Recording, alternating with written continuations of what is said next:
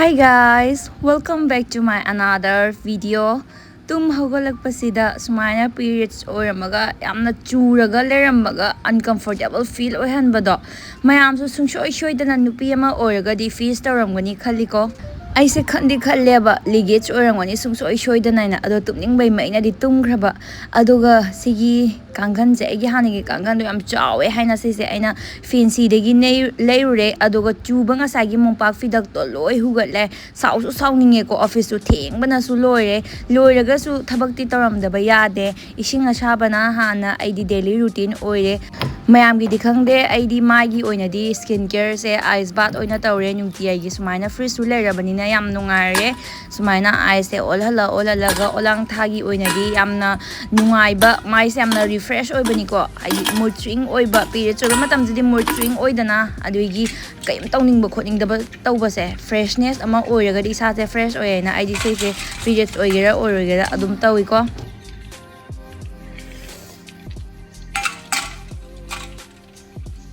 minute manga tawraba matungda aise iruzaba muchange kaim chadana chadoini ko ngasidi kaigino khangde thabak se am thengame iru hagolakpa se am thenge so thabak se yang lotion loire adoga perfume khara chaisale summer ni dana perfume chai da basuk ya de ko adoga aina sumaina yamna comfortable oina periods oba matamda yam comfortable oide pets ka se adum lengthok lengjin tawidana ado aina yamna comfortable oise kamaina no haiba da everteen gi oiba period care menstrual period panties se 360-degree cozy coverage to oi habadi heavy periods tegi convenient enriched with neem and safflower size ki wadi kaim khalrano yam chawbani aduga blue color lines ina mamang oiduini aduga gi softness isu mayamna dum ubiba yagani no odor no leakage with witness lock technology habadi yengu siga aina taste tawraga yengine ba leakage oigadra haina maning mamang se adum leakage oidraga yam comfortable oihan bado maning daga yamna chushan baga akhoida wakhal la nungai daba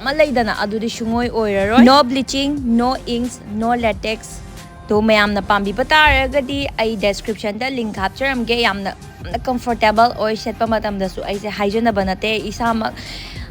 use torba product oidorini adona mayam pambi bataradi link di description dai office chalugige 5 hours later office tagi kharanga nahale puk thile haijanaraga ado aina nga sai set ki ba aigi periods care menstrual periods panty do adum sele sine yamna su nungai amuraktang ayukta set khraga nungthang da hongdroka su kaihung kai de change tewdroga su kaihung kai de ko ado ai haji nga thongge haidana ngarang lek ba nga se putho nga se thongdoira kamu thongoidoira wakhal se nungtu nungai de tom cha bani na ado akhoi yangang du ma su thabak chaki ado khatang thingna halakani nga se hana ngauthok chere ngasing oidoini rau oidoini ko ngasing hai ko koi sigadi do mayang adadi kai kai haina ba maro ju tongan bani na ka mulon tongali hai toine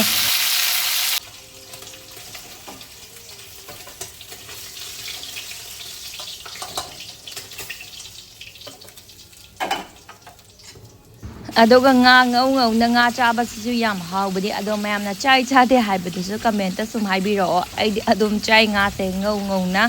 ado ai se mood change oire hargadi ai se iromba saba morok chaba yam chaninge adona ai se squash iron ge haidana squash oina shoire alu ga konana ado ngari nga na bagi to tengot to ai se kadai changre khangdana sumaina cherang ama hapchalaga sumaina ngankhre aduga ngasai nga dugi nga thau chana bramayam di aidi adum chai sumaina yenam ga tawraga ngauraga ngausulaga su adum hawbani ado ngasigi oina yenam ga ngaure iromba se chani mana kuirabani koina cha famdrese ko ngasidi thabak tagi tapsanaraga halaga iromba chara lendoni ne doga periods lagbo matamse mood swing so oibani de asaba maro asaba jam chaningbani ba no nga thongge tawramaga thongdra iromba wow sidi leitra ngasai nga thawdo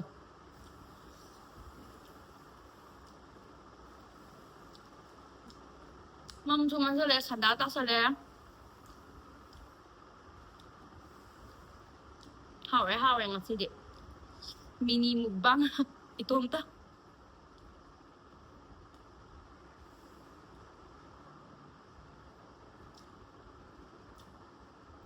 ꯁꯨꯝ ꯇꯧꯗꯅ ꯅꯨꯡꯗꯥꯡ ꯇꯨꯝꯃꯝꯗꯥꯏꯁꯨ ꯌꯧꯔꯦ ꯑꯗꯨꯒ ꯒꯨꯋꯥꯍꯥꯇꯤꯁꯦ ꯐ꯭ꯂꯠꯁꯨ ꯑꯣꯏꯔꯤꯕꯅꯦ ꯑꯗꯣ ꯉꯁꯤꯗꯤ ꯊꯥꯁꯦ ꯌꯥꯝ ꯐꯖꯕꯩ ꯋꯥꯅꯦ ꯑꯗꯣ ꯃꯄꯥꯟꯗꯗꯤ ꯊꯣꯛꯑꯒ ꯎꯠꯂꯛꯇ꯭ꯔꯦ ꯑꯩꯁꯦ ꯅꯍꯥꯛ ꯄꯣꯊꯥꯕꯒꯤ ꯑꯣꯏꯅ ꯁꯨꯝ ꯐꯣꯟ ꯌꯦꯡꯉꯦ ꯔꯤꯜꯁ ꯌꯦꯡꯉꯒ ꯑꯗꯨꯝ ꯅꯣꯛꯄꯅꯦ ꯑꯩꯁꯦ ꯑꯗꯨꯒ ꯑꯩꯁꯦ ꯄꯤꯔꯤꯌꯠꯁ ꯑꯣꯏꯒꯁꯦ ꯀꯥꯎꯔꯦ ꯍꯥꯏꯗꯤ ꯂꯤꯒꯦꯠꯁ ꯑꯣꯏꯕꯒꯤ ꯋꯥꯈꯜꯗꯣ ꯂꯩꯇ꯭ꯔꯕꯅꯤ나 ꯀꯩꯒꯤꯅꯣ ꯍꯥꯏꯕꯗꯗꯤ ꯑꯩꯗꯤ everteen-ꯒꯤ ꯑꯣꯏꯕ ꯄꯤꯔꯤꯌꯠꯁ ꯀꯦꯌꯔ menstruation periods panties ꯁꯤꯖꯤꯟꯅꯕꯅꯤꯅ ꯑꯗꯣ ꯃꯌꯥꯝꯅ ꯄꯥꯝꯕꯤꯕ ꯇꯥꯔꯒꯗꯤ ꯑꯩ ꯂꯤꯡꯛꯇꯤ ꯗꯦꯁꯀ꯭ꯔꯤꯞꯁꯟꯗ ꯍꯥꯞꯆꯔꯝꯒꯦ ꯃꯌꯥꯝ ꯌꯥꯝꯅ ꯀꯝꯐꯣꯔꯇꯦꯕꯜ ꯑꯣꯏꯕꯅꯤ ꯇ꯭ꯔꯥꯚꯦꯜ ꯇꯧꯕ ꯈꯪꯗꯦ ꯇꯨꯝꯕ ꯈꯪꯗꯦ ꯀꯣꯏꯕ ꯈꯪꯗꯦ ꯑꯣꯐꯤꯁ ꯆꯠꯄ ꯈꯪꯗꯦ ꯑꯗꯨꯝ ꯌꯥꯝ ꯁꯥꯊꯤꯅ ꯅꯨꯡꯉꯥꯏꯕꯅꯤ ꯃꯌꯥꯝꯅ ꯁꯨꯡꯁꯣꯏ ꯁꯣꯏꯗꯅ ꯁꯤꯖꯤꯟꯅꯕꯤꯌꯨ ꯑꯃꯨꯛꯇꯪꯗꯤ ꯑꯗꯣ ꯑꯩ ꯇꯨꯝꯖꯔꯒꯦ ꯉꯁꯤꯗꯤ ꯌꯥꯝ ꯅꯨꯡꯉꯥꯏꯅ ꯇꯨꯝꯃꯅꯤ so bye bye see you in next vlog